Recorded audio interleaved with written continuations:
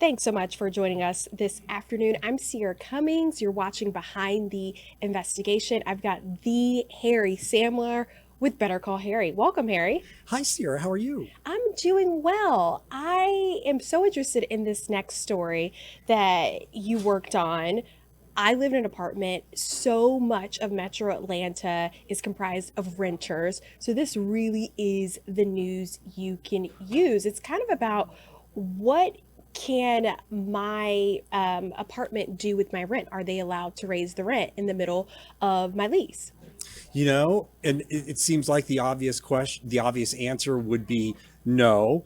And it is, but at the same time, it also depends on what your lease says and what you agreed to. We've all rented. I can remember being much younger and signing many leases where I just kind of scanned through it, not realizing what I had signed. And you don't know until you really go through and read it. The thing about this story that got our attention is that this is an apartment complex that is, they get a tax credit for keeping the rent down for seniors. So the seniors have a set lease, seniors by 55 and older. It's one of those complexes. And they decided for some reason to raise the rent by almost $200 about 7 or 8 months into the lease. And we kept looking through the paperwork, looking for something. We couldn't find anything. Come here, girl. Joyce Irby likes where she lives. What you up to? She moved into Galleria Manor Senior Apartments 8 years ago. I really don't want to move. She'd love to stay, but when management unexpectedly raised the rent by 21%, About time for me to go.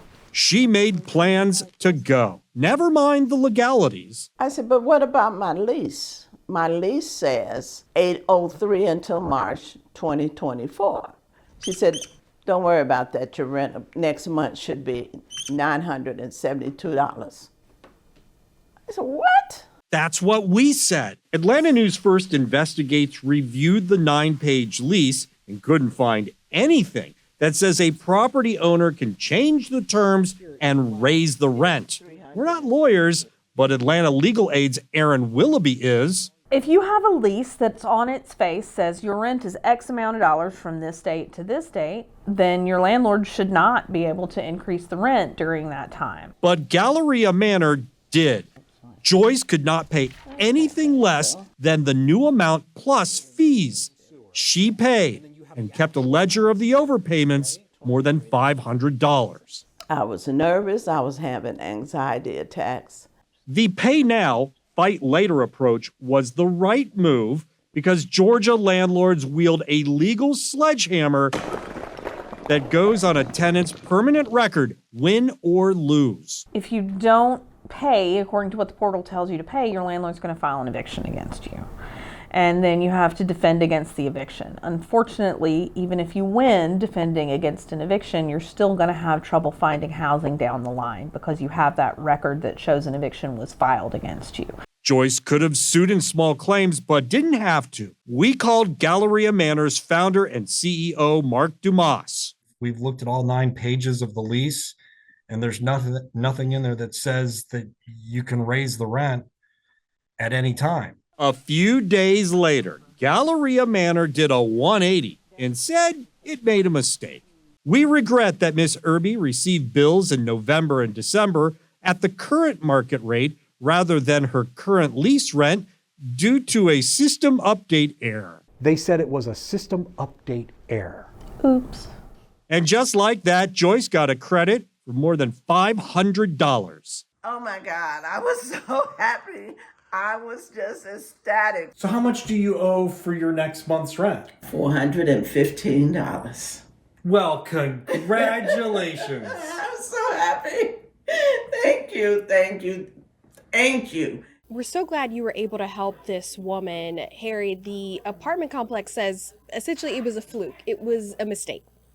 Yeah, they said it was a system update error. Oops. I think that's what the lawyer said. Big oops. That's what Atlanta Legal Aid said. And they're a great resource, by the way, to get information on this because you really can't do this. You can't just raise the rent But there's a big takeaway here too, because your thought is, as a renter, well, wait a second, they can't do that. I'm not paying that.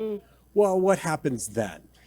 In Georgia, landlords, they wield a very large sledgehammer, and that sledgehammer is an eviction. So they're not going to win, but even if they file the eviction, everybody should keep in mind, you got to weigh this out in your mind.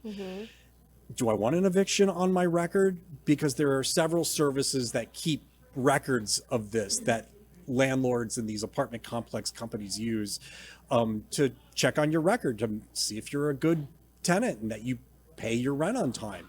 And once this is on there, it's not like your credit report or your credit score, where after 7 years it drops off your record. If you have an eviction on your record, it pretty much stays on there forever. Yeah. So you want to do everything you can to avoid even going to court. And she did exactly what people should do: dispute it, pay it, dispute it, sue in small claims. I know that seems like more than people want to do, but in this case, it would be worth it, because you're talking about a lot of money here, nearly $200 a month. You know, I mean, yeah, I'd go to court, file it. It's easy to do, and then get the money back.